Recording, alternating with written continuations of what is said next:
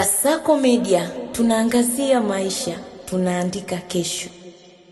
Watu wawili wanasadikika kupoteza maisha na wengine 4 kuokolewa baada ya mtumbwi wa mbao uliokuwa ukitumika kuvuka katika eneo la mto Luechi, kata ya Kagera, manispaa ya Kigoma Ujiji, kupinduka na watu hao kusombwa na maji.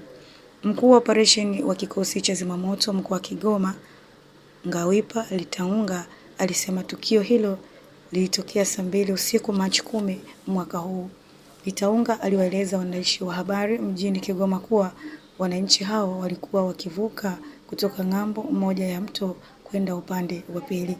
Alisema wakati wanavuka mto ukiwa umejaa, mtumbi ulivutwa na maji na kupinduka na watu wawili wakazama, na hadi wakati huu anatoa taarifa hiyo, miili ya watu hao ilikuwa haijapatikana.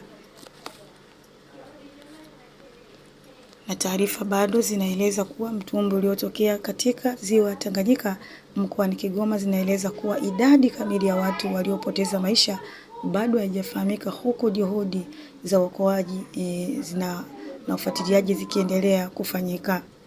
Hata hivyo, leo tarehe 12 Machi 2026, Kasako Media imefanikiwa kuongea na mkuu wa operesheni wa kikosi cha zimamoto mkoa wa Kigoma, Ngawipa Litaunga, kwa njia ya simu ili kuthibitisha taarifa hizo, ambapo inasadikika kuwa eneo la tukio mtumbwi huo ulipinduka ukiwa na abiria kadhaa waliokuwa wakisafiri majini, hali iliyopelekea na kusababisha taharuki na baadhi ya watu kujikuta majini.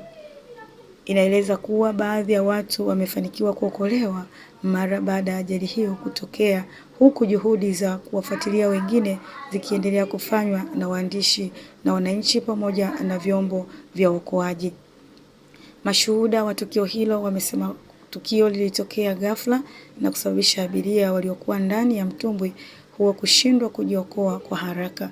Mamlaka za eneo hilo zimeanza kufuatilia tukio hilo kwa lengo la kubaini chanzo cha ajali pamoja na kujua idadi kamili ya waliokuwa ndani ya mtumbwi huo na hali ya waliopoteza maisha.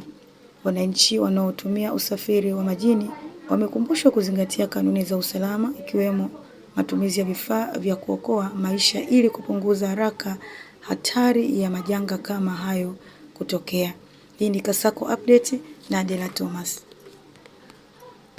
Yaani kuthibitisha kwamba taarifa hizi ni za kweli au ni mitandao tu? Bado taarifa kamili haijapatikana kuhusiana na vifo vya watu wawili. Okay. Kwa sababu bado hadi sasa hawajapatikana. Ila wananusurika ni hao 4. Ndio. Kwa hiyo hao ili bado tunaendelea na zoezi la kuwatafuta. Kawaida miili ya binadamu ikishazama baada ya masaa 24 ndio inaweza ikaja juu. Ndio. Kwa hiyo bado tunaendelea na zoezi hilo, tuna matumaini tunaweza kuwapata leo hadi kesho. Ndio. Kwa hiyo kuthibitisha kifo bado tujathibitisha, huwezi kujua, labda alinusurika lakini hatujapata hizo taarifa. Okay. Hatuwezi kuthibitisha moja kwa moja. Kweli kuna chance kubwa kwamba amepoteza maisha. Lakini bado uthibitishaji ule kama ile bado tujaipata, hatuwezi kuconfirm moja kwa moja. Okay. Yeah. Kwa iko hivyo. Basi nashukuru kwa ushirikiano wako. Ndio, karibu sana. Kuna lolote naweza kanicheki tu muda wote. Sawa, tafadhali namba jitambulishe jina lako na kwa nzuri zaidi. Nataka majina yangu. Unahitaji majina yangu? Ndio. Nikuandikia au unataka kwa simu tu? Kwa simu tu, haina shida. Mimi naitwa Mrakibu Msaidizi. Okay.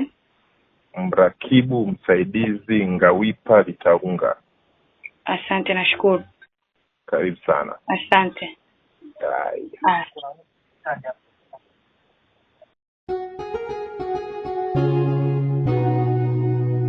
Kasako Media, tunaangazia maisha, tunaandika kesho.